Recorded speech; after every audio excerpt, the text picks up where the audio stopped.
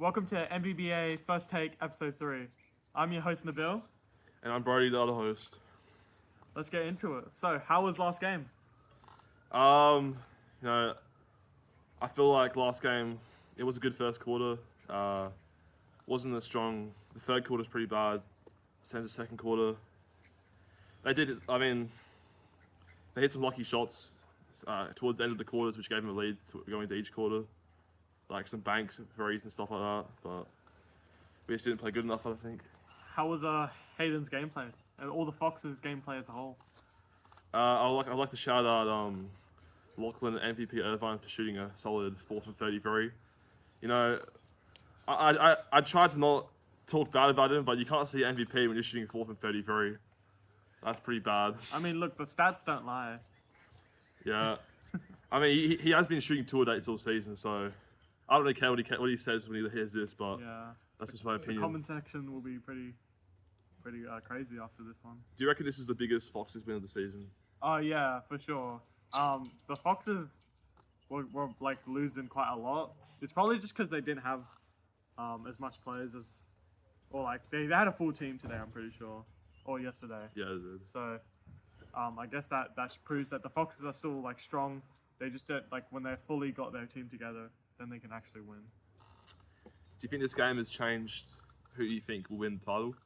Yeah, yeah, definitely.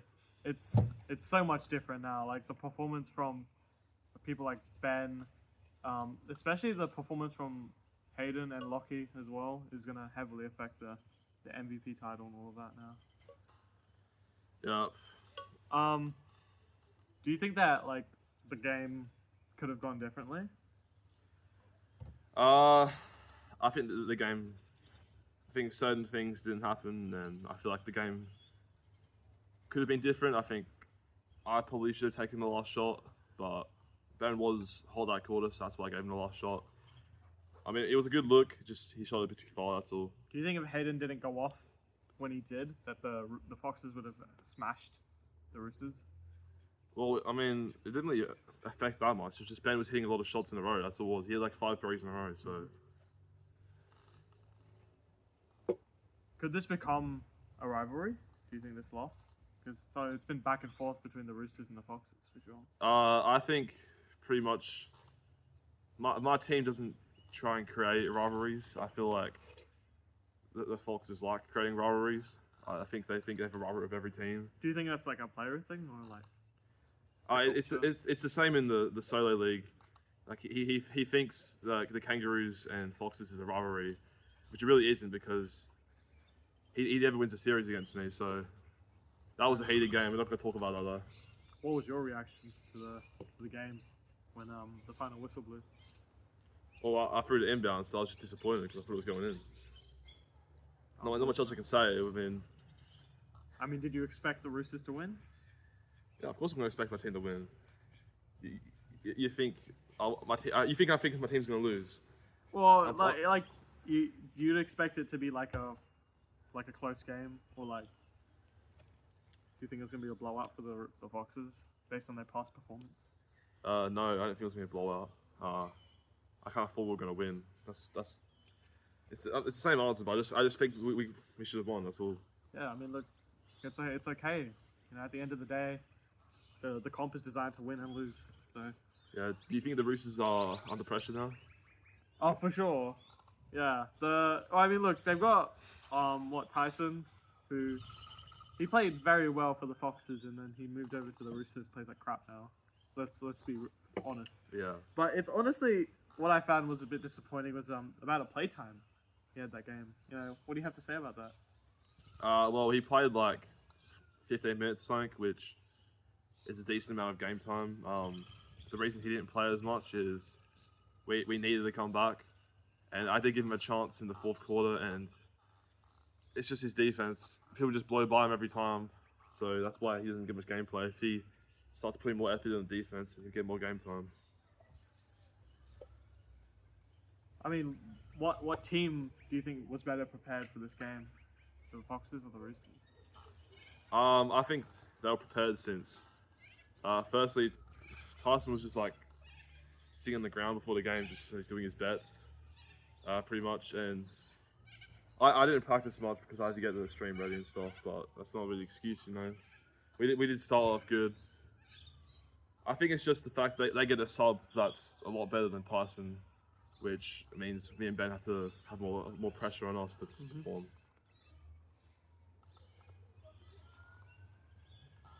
What do you think won the game, the defense or offense?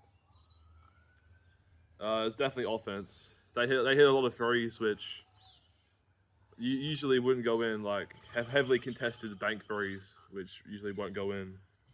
But yeah, there wasn't much defense. There wasn't many steals or blocks. It's pretty much just only offense that game. I mean, usually at Springbank, a lot of people don't make their threes. Why do you think it would be different this game or last game? Well, pretty much the last 4 games we've played, it's been heaps of wind. There was pretty much no wind last night, and it wasn't cold either. It was raining, but it wasn't cold. So when the ball was dry, it was pretty easy to shoot out there. That's pretty much it. Who do you think was like the most critical player in the Foxes that led to the win? Yeah, Hayden. I mean, the guy's 6'7", so there's not much we. So there's not much we can. There's not much we can do when he gets hot. So he's not going to do that every game. But I mean, do you think he's like carrying the team basically? No. I mean, Lockie does create shots, but like I said earlier, if you want to be considered an MVP, you got to shoot well.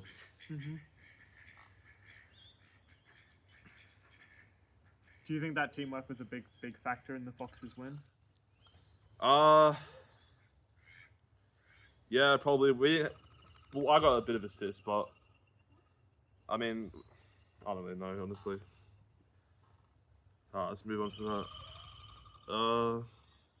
Alright, let's move on to what went wrong with the Roosters now, instead of talking about the win for the Foxes. Who do you think what was the biggest impact of the game from the Roosters? Biggest impact? Yeah. Who made the biggest impact and what was it? I think we took it in turns. So when the game was pretty much out of play, I kept hitting threes and kept keeping the score around what was comebackable. And then when I came off in the start of the fourth quarter, Ben took up from where I left off and helped us come back. So I was very impactful too with 37 rebounds, which is tied all-time record.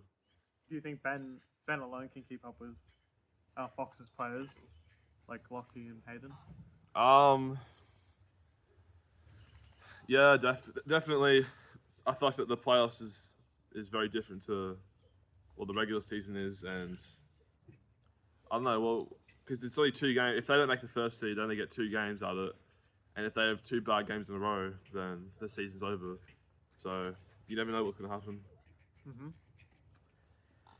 Why do you think you guys lost? I mean, look, the Roosters have an excellent reputation, and they still have a very strong team. Do you think there was an underlying issue with the team in terms of the chemistry or just the performance of that game alone?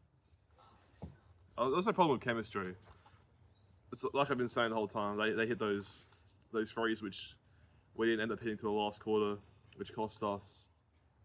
And I mean, they set 50 screens per play, so I don't know. That's probably part of the reason. I mean, look, if they didn't make those threes, they probably wouldn't have won that game, to be honest. It was quite close at the end, the comeback.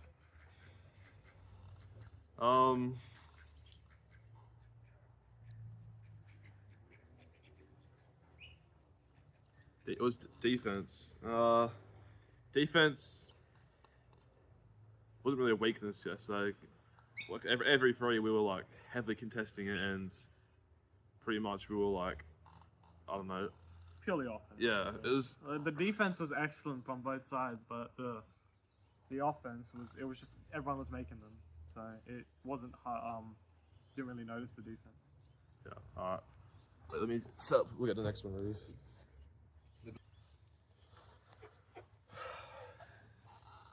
Now we're going to chat about the first seed and who do you think will push through for the end of the season, because the Foxes are 4-3 now, Chickens are 4-2. So pretty much if next game is Chickens Roosters. If Chickens end up winning that game, Foxes can no longer take the first seed. How crucial of a game do you think the next one is for the Chickens? Oh, it's very important. I think that if we don't win this, it's going to be a big hit in terms of just the team's morale overall. All of our players will definitely lose confidence in getting the first spot because we're on track to make it on top. So that's what all the players are expecting. Yeah, you definitely want the first seed. And if you get the second seed, you still get the home ground first game, but pretty much you got to play an extra 2 to 3 games before the other team, and they can just get more prepared for the playoffs. Yeah. And it's just easier path if you get the first seed, honestly. Yeah. So if I was the Foxes, I'll be rooting for the Roosters next game, but it's up to them. They don't have to. I mean, I think the Foxes have more hate to the Chickens than any other team. I mean, there's a lot of contention between our players, which the captains don't. We don't try to cause that hate. Well, the captains themselves, we're both on good footing right now. It's just the players themselves just out of control. Yeah. Okay, that's enough of that. We're gonna talk about Division 1 solo. If you didn't know that the series between Kangaroos and Foxes ended a couple of days ago, which resulted in Roosters winning the 3rd straight championship, which is the first ever repeat. Yeah. And also retired. It was their last season. Yeah. So, how impactful do you think the Roosters have been to the NBBA as a whole? Yeah. Oh, they've been like the most important team in the NBBA, most definitely. And there's no glazing going on or anything. I mean, the Chickens themselves are rivals to the Roosters, and what the Roosters has been the test to see if you're a good team or not. If you go against the Roosters and you win, that's how you know you're a top-class team. And the Roosters have had a very good track record in the NBBA as a whole. And they'll still be sticking around in the Trio League, so they're not entirely gone. You can ask a lot of people in the NBBA chat who they think is the best team of all time. Everyone's going to say Roosters. Roosters, yeah. No matter what, if any rivalries or anything, it's just because it's the most famous NBBA team. It's the most famous team. And the Chickens-Roosters rivalry has been very, very rough throughout the season. Yeah, it's in the solo. Let's just say the Chickens were getting BTA. What's that? You can you can figure it out. Producer, what's BTA mean? What? What's BTA mean? Belt to arse. Yeah. Anyway, let's move on from that. That's what the Chickens have been getting from the Roosters all the time. But no problems, mate. Trio League's definitely a lot different. So there has been some few considerations happening with rules and stuff, which will go to vote between the leaders. One of the rules is, so right now the salary cap changes. Not the salary cap, the players' salaries change after each season. Yeah. But what has been proposed is they sign their contract as soon as they join the team, and they keep the same salary like a freeze. Yeah, it freezes until they and it gets reevaluated when they sign again. Well, I mean, look, the terms of the contract are dependent on each player. So, I don't know what was decided when we signed each player, but it could be that some players had an open, flexible contract, some had a fixed contract. I do believe that some of our players do have fixed contracts, but some change per season. Yeah, I think since it was the first season, we couldn't really evaluate people. Yeah, we couldn't decide properly. So whenever it gets signed again, it's obviously going to be a lot better when signing people. So yeah, next season it will definitely be changes to players' contracts, not just in what teams they're going to be in, but just how their salaries are. Yeah. So another thing that has currently been, since all breaking news gets put out on here first, it's not in the chat anymore. Currently, Cooper and Roland are being investigated for rigging a game which was a year ago. There is I'm not joking. There's message proof of Cooper giving Roland something to sell the finals in season 8. Oh really? Yeah, wow. That just came out. There's proof, and everybody's looking into it. That's all I can say. Okay. I mean, look. Let's move on to another topic. Vipers. So they're going to be the newest team of next season. And they're going to be a very interesting team. They're going to be, with all due respect, the worst team in the NBBA. Yeah. And there's nothing wrong with that. I mean, look, someone has to be a bottom. Yeah, you got to start somewhere. Yeah, but we were talking about this earlier. Rules. So there was a proposal for specific rules to be applied on the Vipers to give them sort of an easier time. And it's really just so it's not unfair against the Vipers. Like stat farming, especially on the Vipers, will be so common, and we want to keep the game fair. So we're probably gonna think about imposing some limits on how stat farming in general for the Vipers until we believe that they're good enough that we can take off those rules.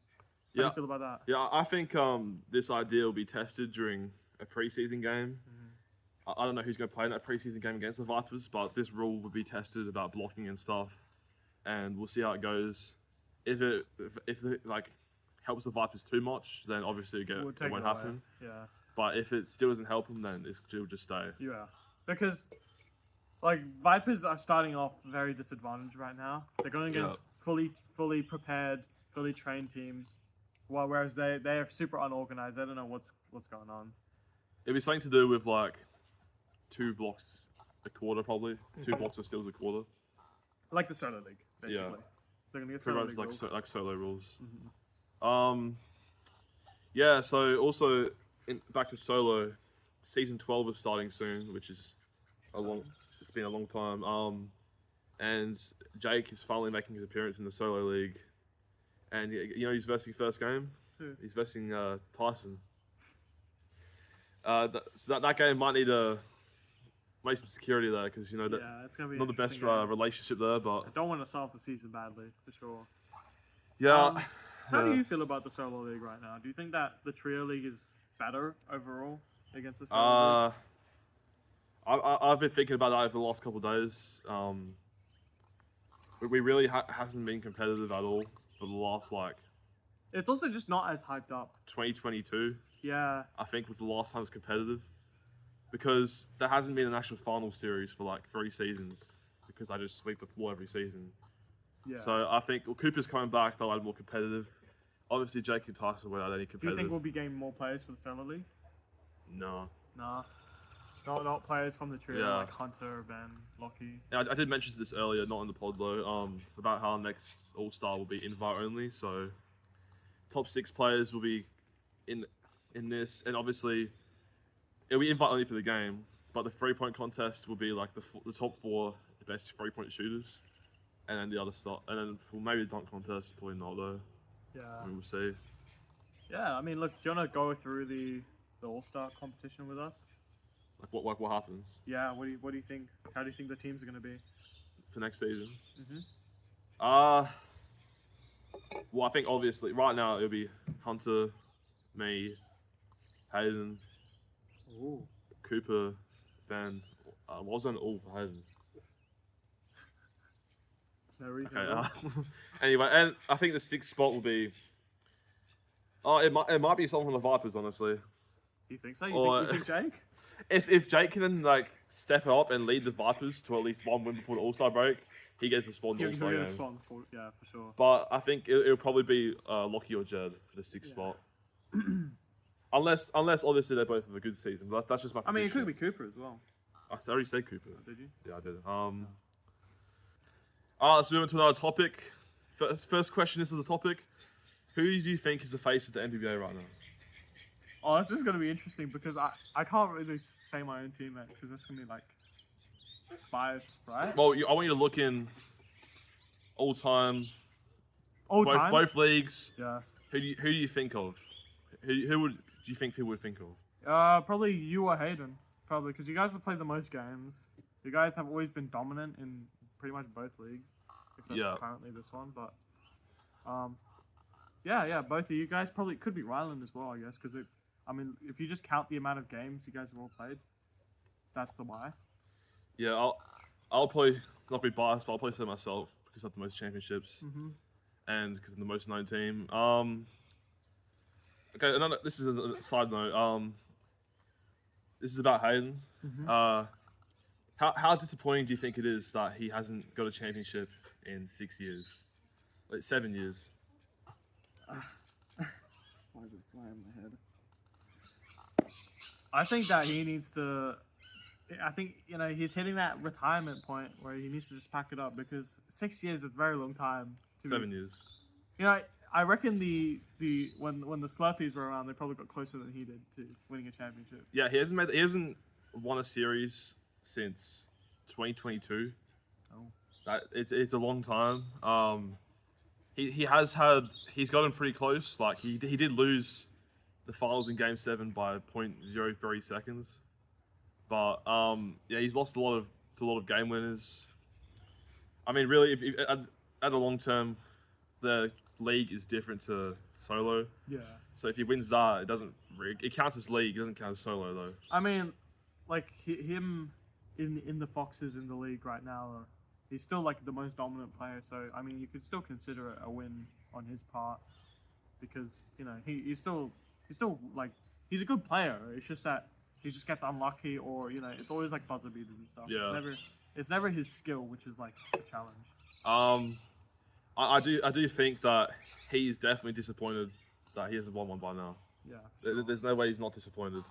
Yeah, I mean, look, I'd probably quit if I. Oh damn. Yeah, let's talk about Cooper too. Oh yeah. Cooper's played 3 seasons, and he's played 1 season in the solo, Yeah. 1 in Div 2 solo, and the Duo Cup. He's won all of those. He hasn't lost one yet. Do you think he's going to keep the streak going for 4 in a row? Yeah, probably. Cooper's only getting better. I think so. I think he's probably playing more basketball. The more NBA he's playing, the better he's getting. He's much more fitter, more athletic. So yeah. Yeah. You haven't played everyone in the league, but who do you think is the toughest player to guard in the league right now? I'd probably say Hunter. Yeah, that's fair. Hunter. It's just like not me that's guarded him personally, but I've seen how other people who are better than me have guarded him, and he always gets to him. Like Tyson, Brody, Cooper. All of those guys. It's definitely Hunter with his Hunter. like step through and stuff Yeah, that he does. he always gets. It's through hard the to defense. block or hard to contest a lot. Next section, we're going to talk about which team do you think has the brightest future long term. Oh, Roosters for sure. I mean, Roosters. I mean, a lot of people don't know, but when the season was first starting out, the Chickens pretty much gave away a lot of their picks for what season? The third season? Second season. Second season picks for their first draft picks, because we were given the first draft picks because I can't play, or I'm terrible. So just that was just how it was decided at the start. But yeah, I gave away all of that for Hunter. So yeah, in the third, they're going to be able to get players who are very dominant, like Cooper. Literally Cooper. You'll be able to get one of the best defenders currently in the league, and then you won't have gaps in your team like how you currently have Tyson. So you'll be able to be fully dominant at all times. Obviously, the draft works like a lottery, like the NBA does. So the first seed or the champion can't get the first pick. They're out of it. They can get the second pick though. Yeah. But the third will have like a 5% chance. Second will have like a 30, and then first, the worst seed will have like a 60% chance to get the first pick. That'll be done over stream with the team captains, but that's not happening this season because of the expansion, obviously.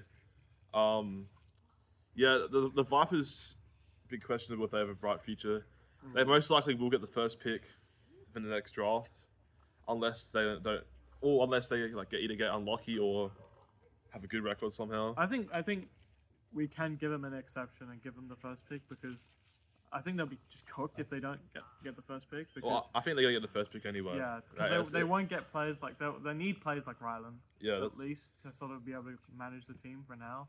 Yeah, and then over the season, obviously, if they get the first pick that season and the first pick the season after that, they'll be pretty good after that. So yeah, they'll be able to get like more players. And another thing that has been talked about is captains being paid to play it.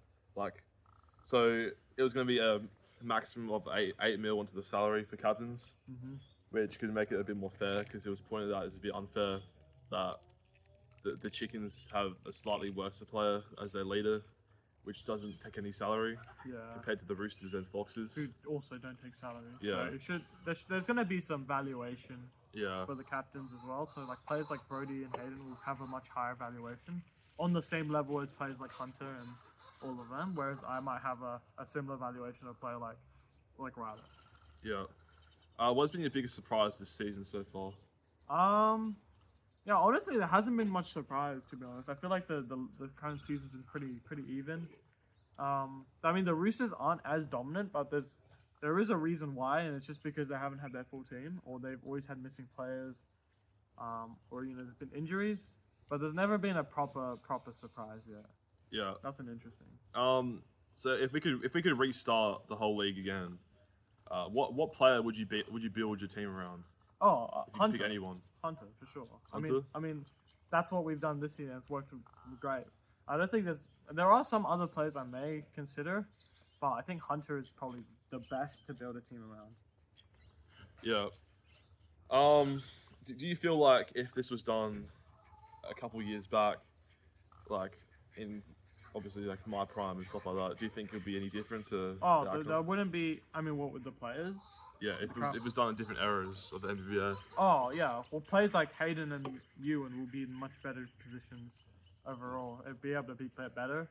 I don't know how the other players would probably work, but yeah, it'd probably be a bit more interesting. It wouldn't be as good though as it is right now. So who would you put like?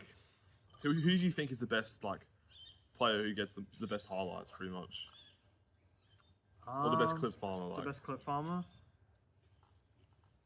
I honestly couldn't tell you. What do you think? I think if you look at clips, I think Hunter definitely has a lot of clips. I can't really think of a second. I think Hunter's first by a long way there with the clips. Who would you say is the most clutch player in the NBBA? Clutch player? I mean, I think it could be like someone from the Roosters too. It could be you or Ben. Probably it could be Ben, like based off his performance last game. Yeah, well, I'm pretty sure the clutch point so far is. I think I lead it with like 17 clutch points this season. I think that's. It's like the Roosters have started the season at a slight disadvantage, but once they gain their full hold, they might be able to come back from it. Yeah, it's still plenty of time.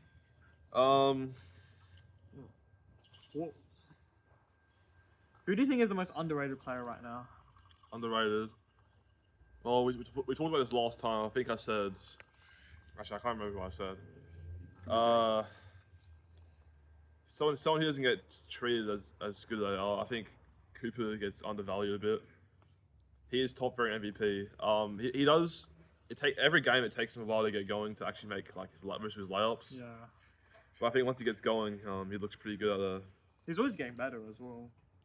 Yeah, for some reason last game he was hitting his mid ranges, but I don't know where that came from. Because we've never seen that before. Yeah, usually he's hit a 3 this season, so that kind of speaks for it all. I mean, that's sort of his like role in the team. He's not like a deep shooter. He's more just like in the box, being able to get the rebounds and all that. Let's get into the next segment, Jake. We want to welcome Jake from the Roosters to the podcast. Welcome, Jake. Well, thank you very much for having me. How you feeling, Jake? Not too bad. What about you? I'm alright. Doing well. So last game you had 53 points. What was happening in your head that game? Were you good? Yeah, well, I had a little bit of a back issue, but I just felt like, I don't know, I just felt good about myself. Yeah. Yeah. Score and all that. Yeah, try to help the team out. So, what? Pretty much last game, you did shoot pretty bad in the last quarter. Was that because you were tired, or? Yeah. Yeah, it was because you're tired. Nah, I had like a shoulder injury or something. Oh, you had a shoulder injury. My shoulder started to hurt a lot, so. Yeah. Yeah. So, what was the reason they were out last game? What happened? Well, I didn't get picked. You didn't get picked. Apparently you were at your friend's house instead of playing. Oh yeah, I was watching the footy. Oh right. Yeah, because Tyson didn't take you, so you didn't show up. Yeah. Okay. I want to let's talk through your 53-point game. When did you realize you were having a special night? Pardon? When did you realize you were having a special night? I don't know. Like during the game, when did you realize you're going to be scoring a lot of points? Probably the first quarter or Yeah. second quarter. About Yeah. that.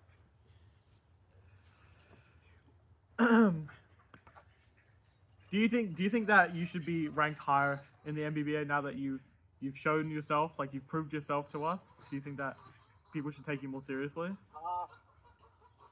Probably not. For the last couple of games, I kept scoring low scoring. But it's just only one game. Yeah. One game won't do anything.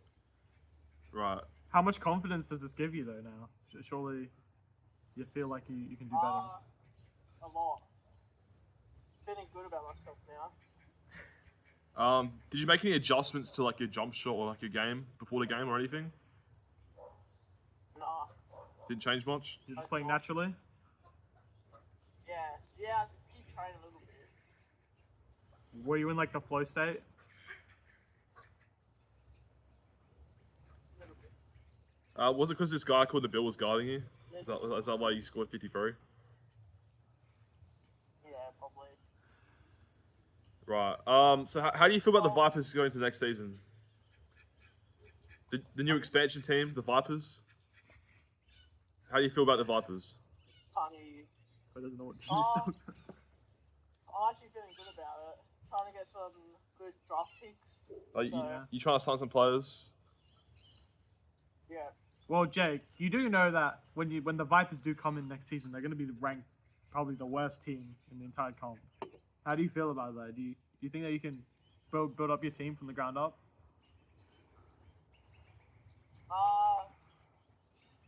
Good. It'll probably take a few seasons to start off, like 2 seasons, to get good about it.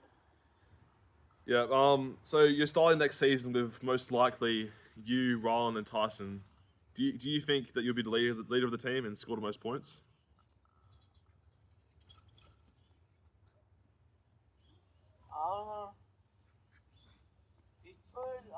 I couldn't. Yeah, don't know yet. Yeah. You don't know. It's still a while to go. There you go. Yeah. So we were talking about this before, but we were thinking about there was a proposal for some new rules specifically for the Vipers, so people don't stat farm on your team. And then also just limited blocks. Do you think that could be good to start off with? Like 2 blocks a quarter? 2 blocks. Yeah. What do you know about with that? Like they can only block you 2 times in the quarter. The other team. I don't mind it. You don't mind it? I don't mind it. Yeah. So, do you reckon who would you want to target if someone was available? Who do you think would best fit in for the Vipers? That's tough one. I mean, there are players like Hayden who are eager to join the Vipers, but they have their own commitments. Probably. Well, Hunter's doing good. He's probably going to be MVP this year, this season. Yeah. So, I don't know. I mean, make Probably- sure you think about like how they're going to be playing in your team. You can't if you just get Hunter, the chemistry is going to be off. A Yeah. lot. Jake, they want to go to your you need to be appealing for them to go to your team. I don't think he really wants to go to your team right now. That's what I'm saying. Yeah. So maybe like Tyson would fit in well for your team. The last couple weeks he's been going 0 points, 2 points. He had 2 points last night too. Yeah. Do you reckon the starting will just be you and Roland? Yeah. Yeah. Do you reckon you guys can snatch a win next season? That's the question. We'll could get 1 or 2 wins. So you guys are pretty much just aiming to build your team up and get a good draft pick for next season. Yeah. Let's ask about the current situation. You and the Roosters. How are you feeling about the Roosters right now? Not too good. Losing a couple games. Yeah, not too good. Yeah. So do you reckon you'll be showing up for next game? Because next game they're versing the Chickens. When's that? Not sure, but it will be next game. The Chickens sometime. Yeah. Well, I have to see what day, and all that first. Yeah. So you do have. So you play your own like NBBA games outside the actual league. Do you think that like helps you prepare for the league? Yes. Like when you versed Blue Moo? Yeah. 100%. Yeah, I'm pretty sure you lost the championship in that too. Yeah. Jake, you got anything else to say to the pod? Nah. See you later, Jake. Thanks for coming on. Yeah. Thank you. Thank you for having me. Yeah, so. Well, you were